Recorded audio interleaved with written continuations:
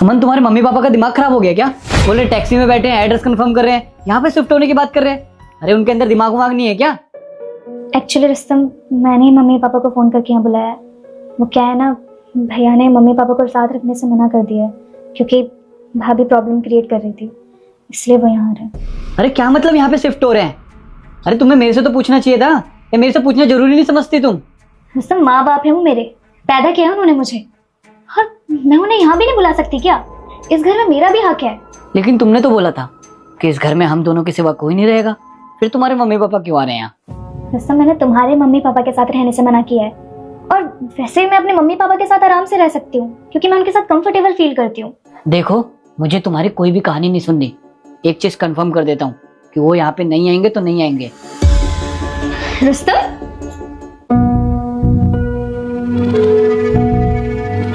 रुस्तम, तुम खुद सोचो, जब मेरे मम्मी पापा को मेरे भाई ने घर से बाहर निकाल दिया तो एक बेटी होने के नाते मेरा फर्ज बनता है ना कि मैं उन्हें अपने साथ रखूं।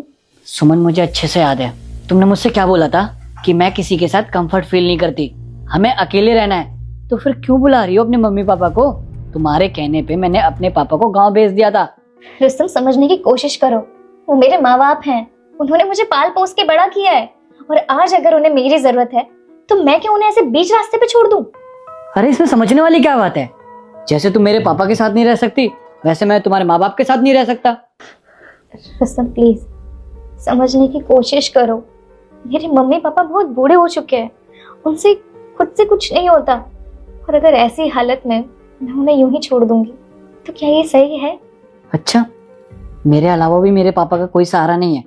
रुस्तम, मैंने तुमसे शादी की है तो तुम्हारी क्या थोड़ी जिम्मेदारी नहीं बनती मेरे लिए कि तुम मेरे मम्मी पापा को अपने साथ रखो?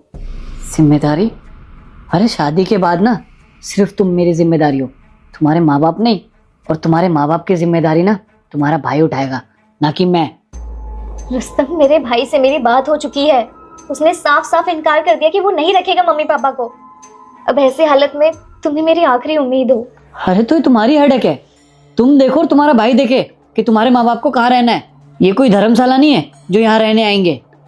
बेटा, सच में अगर जिंदगी में तुम्हें ढेर सारे पैसे कमाना है तो तुम मेरा एक काम कर दो, फिर देखना तुम अपनी जिंदगी में कितने सारे पैसे कमाते हो। बस तुझे इस वीडियो को लाइक करके चैनल को सब्सक्राइब करना है और कमेंट में जय श्री राम लिखकर एक इमोजी सेंड कर देना है। अगले दिन से ही पैसे का स्रोत खुल जाएगा। दोस्तों, तब लड़की कहती है मुझे सारी समझ आ गया कि किसी के साथ बुरा व्यवहार करने से बुरा ही होता है, इसीलिए मैंने सोच लिया अब की बार किसी के साथ बुरा व्यवहार नहीं करूंगा और अपने परिवार और तुम्हारे परिवार को एक साथ रहने की कोशिश करूंगा।